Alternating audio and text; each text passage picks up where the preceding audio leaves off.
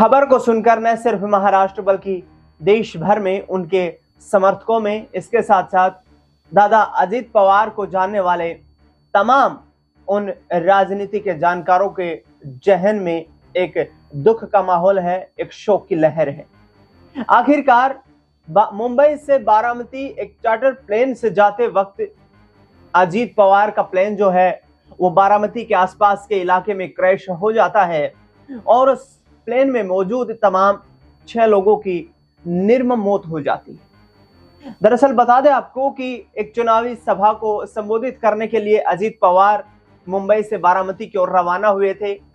सुबह करीब 8:45 पर बारामती के आसपास खेतों और जंगलों के दरमियानी इलाके में जिस तरीके से हेलीकॉप्टर क्रैश हो जाता है और उस हेलीकॉप्टर के गिरते ही उसमें आग लग जाती है, एक बड़ा आग का गोला देखने को मिलता है। वो तस्वीरें भी मैं आपको दिखाऊंगा कि जिस तरीके से ये निर्मम मौत हुई है, क्योंकि उस घटनाक्रम के स्थान पर जहां पर यह हादसा घटित हुआ है वहां पर फौरन किसी तरीके की कोई मेडिकल सुविधाएं उपलब्ध करवाया जाना या फिर अन्य तरीके की किसी इमरजेंसी सुविधाओं को मुहैया करवाया जाना नामुमकिन नजर आता है, क्योंकि करीब बताया जा रहा है कि 200 फीट गहरी खाई में ये हेलीकॉप्टर जाकर गिर गया।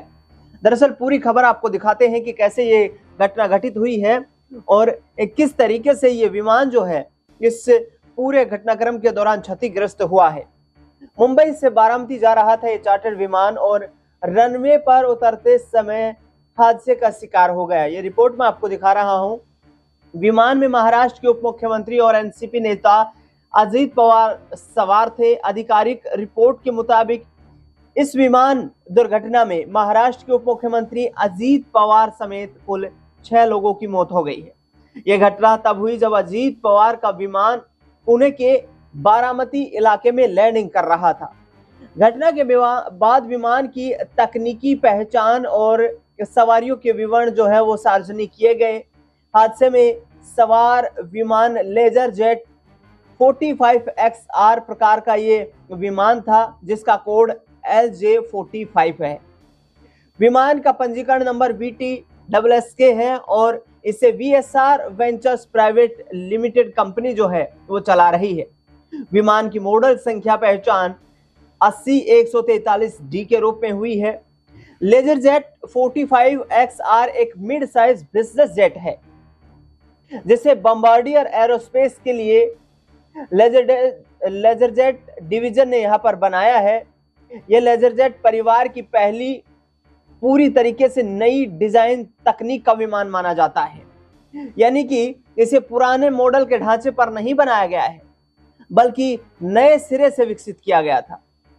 इसका विकास 1990 के दशक में हुआ। पहली उड़ान 1995 में इस विमान ने भरी और उसके बाद संचालन को लेकर आधिकारिक मंजूरी भी मिल गई थी। इसके बाद से ये विमान लगातार कॉर्पोरेट और वीआईपी यात्रा के लिए लोकप्रिय बिजनेस जेट बन गया है। तकनीकी रूप से ये विमान तेज और लंबी दूरी तय करने की सक्षम क्षमता रखता है। इसकी रेंज लगभग 1970 समुद्री मील करीब 3600 किलोमीटर तक बताई जाती है और ये तेज क्रूज स्पीड से उड़ान भर सकता है। कैबिन फ्लोर डिजाइन वाला ये विमान जो है ये आमतौर पर 8 यात्रियों के बैठने की व्यवस्था इसमें जो है की जा सकती है और इस विमान के माध्यम से सामान रखने के लिए भी अच्छा खासा इसमें स्पेस मौजूद है।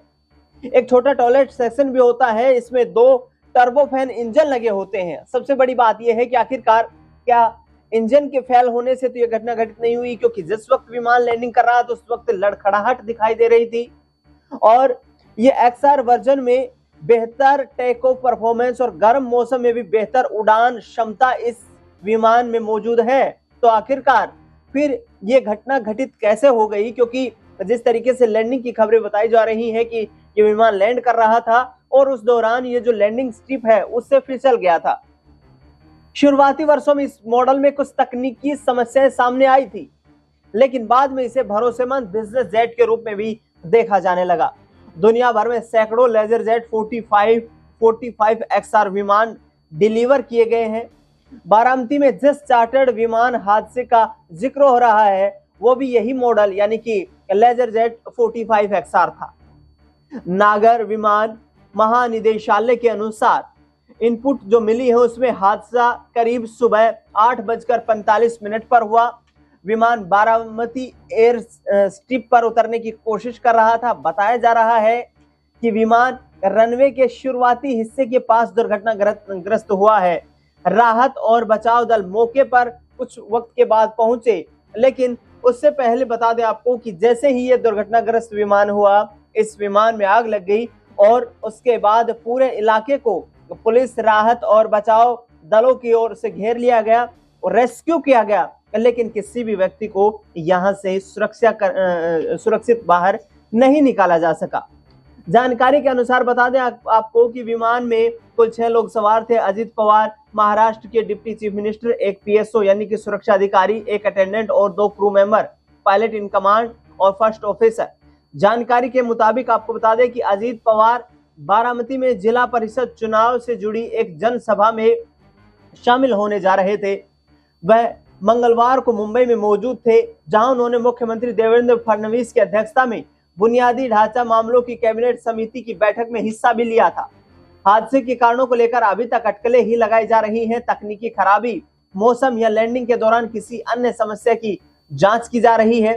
जांच एजेंसियां ब्लैक बॉक्स और अन्य तकनीकी साक्ष्यों की पड़ताल करने में जुटी हुई हैं। अब मैं आपको वो तस्वीरें दिखाना चाहता हूं कि चंद सेकंड्स में किस तरीके से ये विमान जो है ये क्षतिग्रस्त हो गया।